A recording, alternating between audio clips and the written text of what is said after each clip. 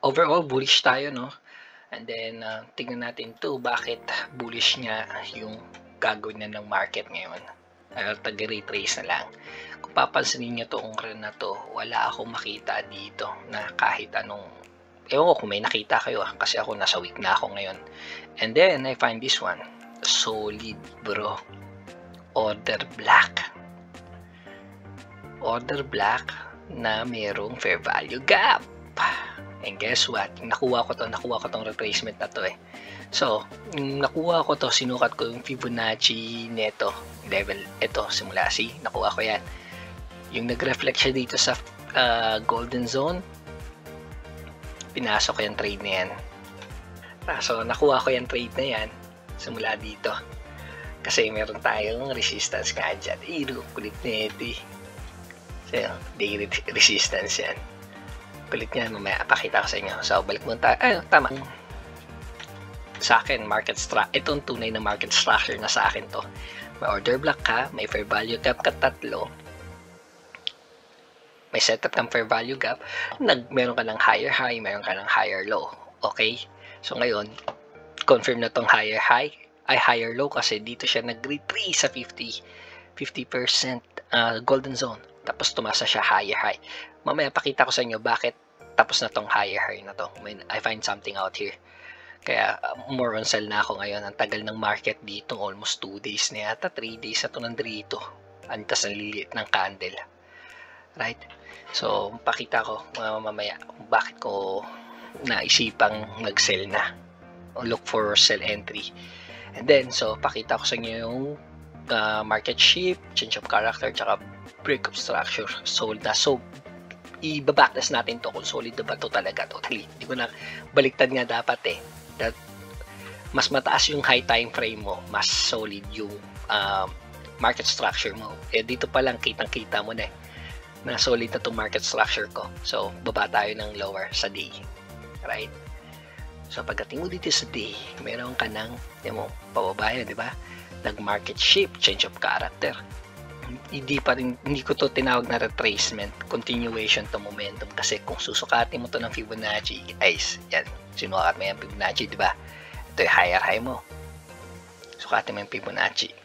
Hindi mo lang umabot ito sa 50%. Kita mo yan? Tapos sige, sukatin natin to, diyan natin lalagay.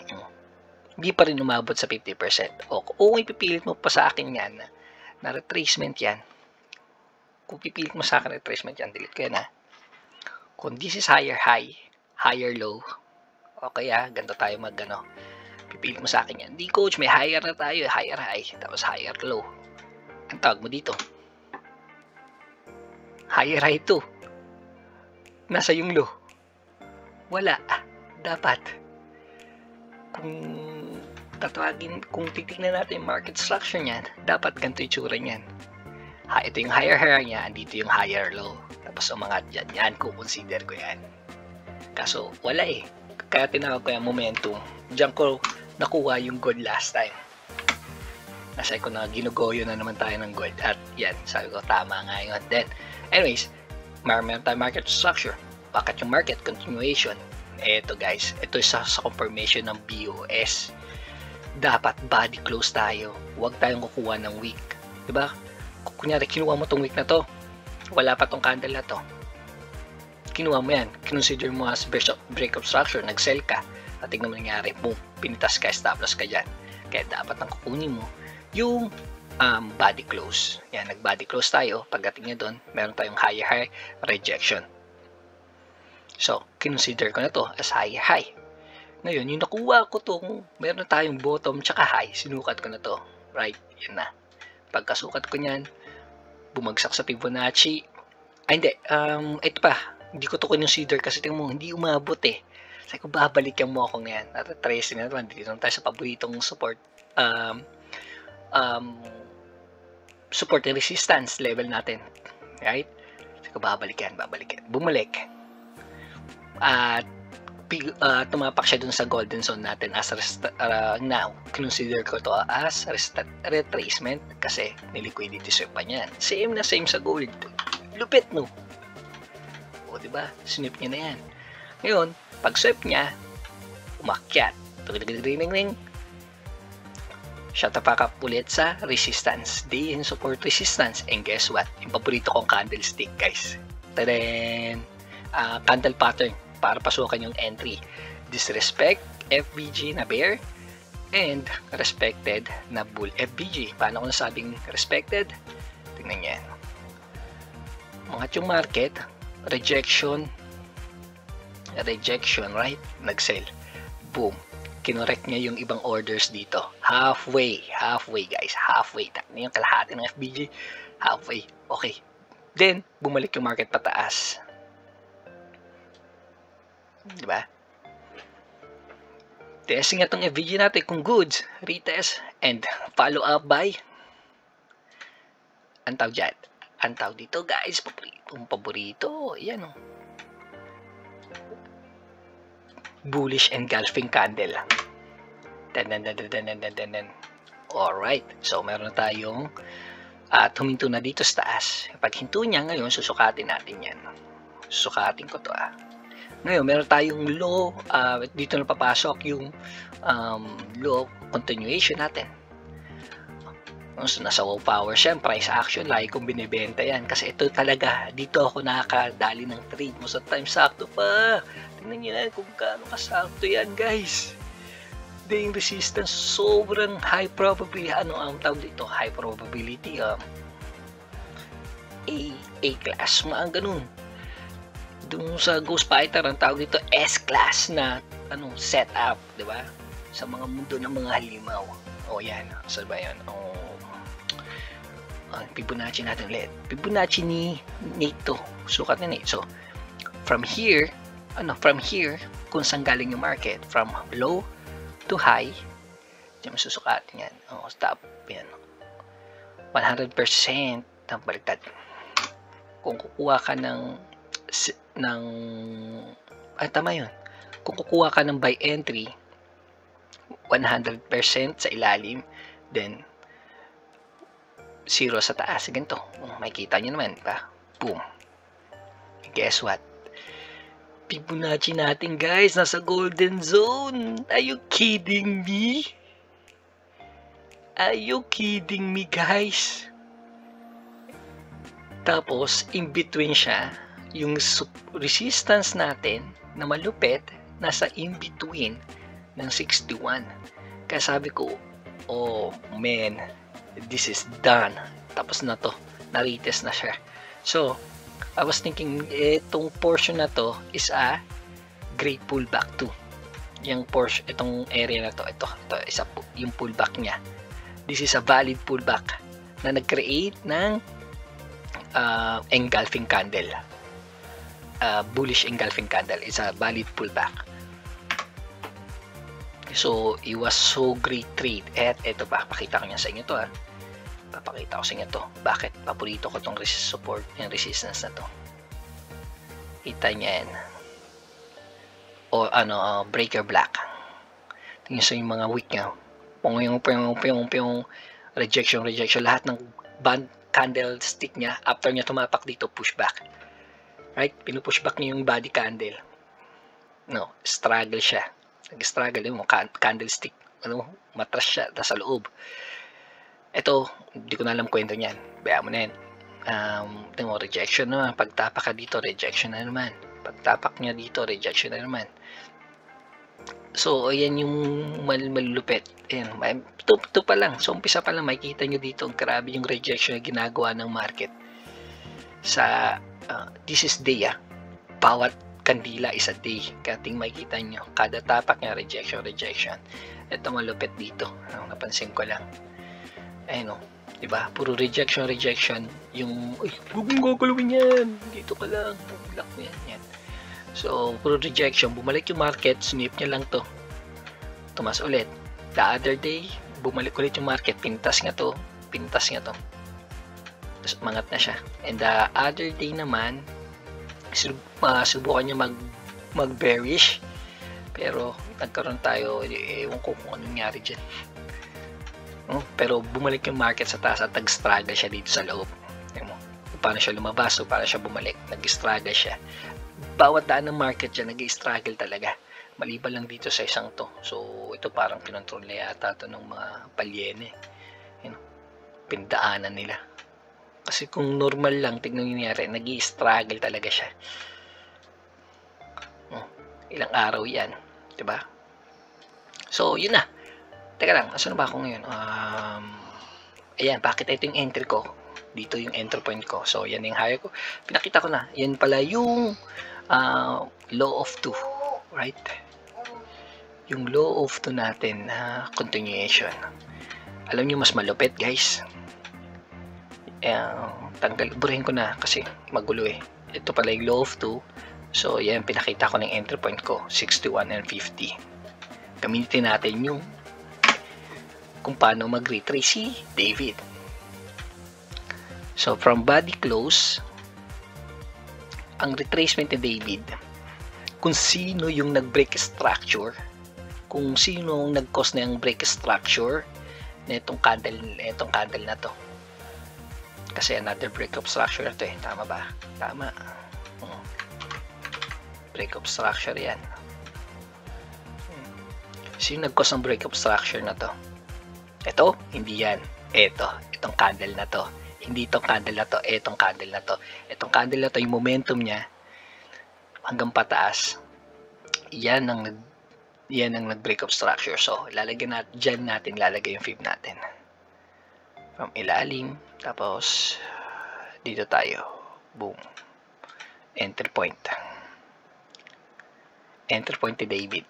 Itong retracement ni David, itong portion na to, deep retracement yan, guys. Diyan daw pumapasok yung mga bangko. So, patong-patong na yung possibilities na bakit diyan mag-react yung market. At hindi natutuloy, right? Bakit hindi natutuloy? Kasi narites ni. Itong weak order block natin, narites na siya. Natest na siya. Nag-gusto yung market. Nagkaroon pa tayo ng pullback. Valid pullback. Umangat na rin. Na-respect na rin itong FBG natin. Tapos, nandito tayo sa matinding support and resistance. So, everything na ipit dito na naman. Lahat ng reason nandito. Bakit magba-bounce back dito? Mataas yung chance na yung market to mag-bounce back pataas. At yan na ang pipinish sa kwento. Boom, boom, boom, boom, boom. Kahit isa lang matouch dyan, magsusip to. Malalaki to. Pinakita sa akin ni Coach Ariel nyo kung meron siyang ginamit last time na liquidity indicator.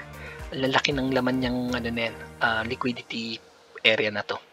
Isang mapitas lang natin yung isa dyan. Magkakaroon tayo ng gasolina pataas. Isang pitik na naman dito, gasolina pataas. Isang gasolina dito, gasolina pataas. Yan, momentum.